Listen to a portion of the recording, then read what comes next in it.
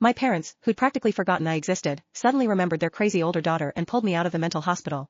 They were hiding the news of my twin sister's death, keeping her body in the freezer at home. Meanwhile, I was supposed to impersonate her at school. To make every single person who ever messed with her pay the price. Even the school's golden boy, her crush, ended up on his knees, begging for my mercy. My sister, Lily, had killed herself. My parents picked me up from the mental facility, my personal prison for the last decade. The ride home was filled with my mother's tearful account of everything Lily had been through. When we got home, a deep freezer sat in the living room. Inside, they placed Lily's body. She looked just as sweet and pretty as I remembered, her eyes closed like she was just asleep. Except, there were so many bruises on her, places where she'd been hurt and they'd left dark marks. Some looked old, and some were fresh, like she'd been burned with a cigarette. Her phone buzzed on the table. I used her face to unlock it. The screen was flooded with notifications. The most recent messages caught my eye. Lily, you ditched school again and you're dead meat. Don't forget I still have those nudes of you.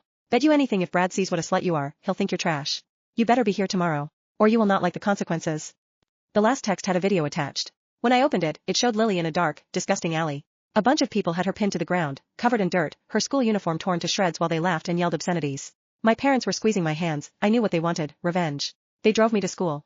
At the entrance to my classroom, my uniform reeked of paint. I took a look around the room. My teacher saw me and frowned, pointing to a desk by the trash can. Lily, you dare skip class again? You clearly don't care about school, so you belong right there with the trash, she said. I ignored the stares and made my way to my desk. Lily had always kept a diary. And sure enough, there it was, shoved in my desk. The pages were filled with her pain, how alone she felt. Also, there was a guy she had a crush on, Brad.